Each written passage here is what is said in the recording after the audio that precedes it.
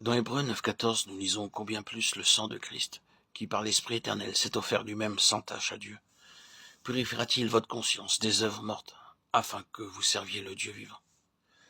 C'est le second nom donné au Saint-Esprit dans la Bible, l'Esprit éternel. Il nous est donné cet esprit pour nous enseigner les choses éternelles. Nous, en tant qu'êtres humains, nous sommes davantage attirés par les choses passagères. Nous étudions l'histoire, la géographie, la philosophie, la botanique, la zoologie et aussi beaucoup d'autres choses. Nous avons le désir d'apprendre tout ce que nous pouvons sur ces choses. Mais qu'en est-il des choses éternelles? Ces choses que nous apprenons passeront. Dans Matthieu 24,35, nous lisons « Le ciel et la terre passeront, mais mes paroles ne passeront point ». Nous pouvons apprendre l'histoire, la géographie, les sciences naturelles, les mathématiques, la physique, la chimie, la botanique, la zoologie, l'électronique, l'informatique, et que sais-je encore. Mais tout passera. Alors que nous vieillissons, souvent notre mémoire s'affaiblit. Nous pouvons avoir atteint un haut niveau dans ces matières avec de très hautes distinctions, mais au bout de quelques années, le souvenir de tout cela disparaîtra. Mais ce que nous recevons de Dieu ne passera jamais. Cela durera éternellement. C'est pourquoi nous avons recours au Saint-Esprit afin de comprendre et d'apprendre les choses de l'éternité, le sens des mystères de Dieu. Lorsque le Seigneur Jésus-Christ commença à parler de ces choses célestes, dans Jean 3,4, Nicodème lui dit « Comment un homme peut-il naître quand il est vieux ?» Notre Seigneur avait parlé de choses éternelles, mais le pauvre homme ne pouvait pas les comprendre. Nicodème était l'un des 66 membres du Sanhédrin.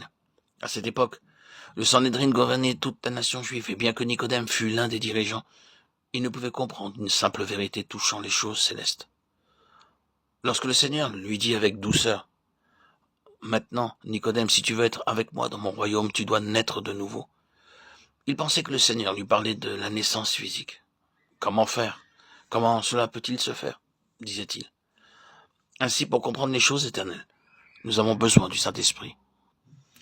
Le Seigneur dit également dans Jean 6, 51, 52, 55, 57, « Je suis le pain vivant qui est descendu du ciel. Si quelqu'un mange de ce pain, il vivra éternellement. Et le pain que je donnerai, c'est ma chair, que je donnerai pour la vie du monde. » Les Juifs discutaient entre eux, disant, « Comment peut-il nous donner sa chair à manger?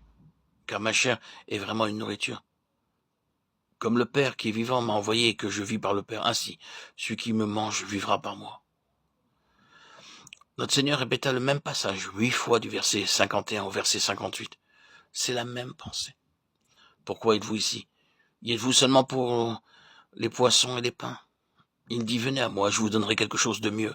Vous pouvez manger aujourd'hui et avoir faim demain. Aussi, venez à moi maintenant et mangez une nourriture qui vous permettra de vivre toujours. Il disait cela très tendrement et gentiment, mais les disciples se mirent en colère et s'en allèrent. Dès ce moment, plusieurs de ses disciples se retirèrent et n'allèrent plus avec lui. Jean 7, 48. Ils n'avaient pas compris les choses de l'éternité. Ils savaient parfaitement bien que le Seigneur était un homme d'autorité et non un homme ordinaire. Il leur enseignait comme ayant autorité et non comme les scribes Matthieu 7, 29. Jamais homme m'a parlé comme cet homme.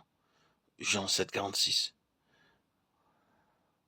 Bien que notre Seigneur parlait avec autorité et leur disait affectueusement comment leur faim et leur soif seraient satisfaites pour toujours, ils se mirent en colère et s'en allèrent.